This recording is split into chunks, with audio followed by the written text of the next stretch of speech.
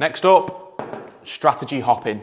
Now, everybody does this because new traders seem to think that they don't have to put in a lot of effort to see returns from their trading.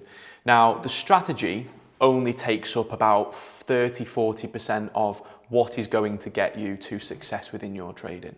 But because people are lazy and because they can't commit to anything, because everybody's got TikTok brain, scrolling through, they're getting that dopamine, the dopamine receptors are fried, the concept of spending even 1 to 2 months on one strategy and not understanding it, failing at it, but then succeeding at it, they can't even, that's an alien concept to them.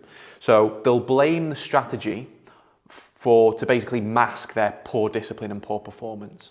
So what ends up happening when you strategy hop is you'll start one, you won't completely forget what you've learned from the old one because you'll think, well, I put 6 months into that old strategy, so I don't want to completely forget what I've learned, so I'll take what I've learned into this new strategy.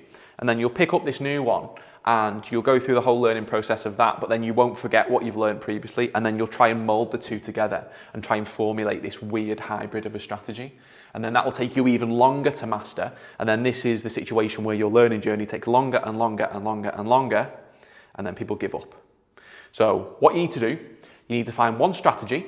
I've mentioned this before previously in the course, but you need to find one strategy that fits around your lifestyle. That is all you need.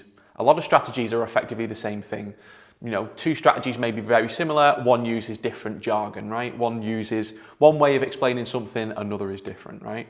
So you need to pick one. You need to pick one that fits around your lifestyle, as I say, and you just need to commit to that one thing. Every strategy works, but the reason why it doesn't for most people is because they can't apply it and they don't give themselves the time and they don't have the discipline. And as I mentioned before, you get emotional and your psychology suffers. So stop hopping strategies and just pick one that works for you.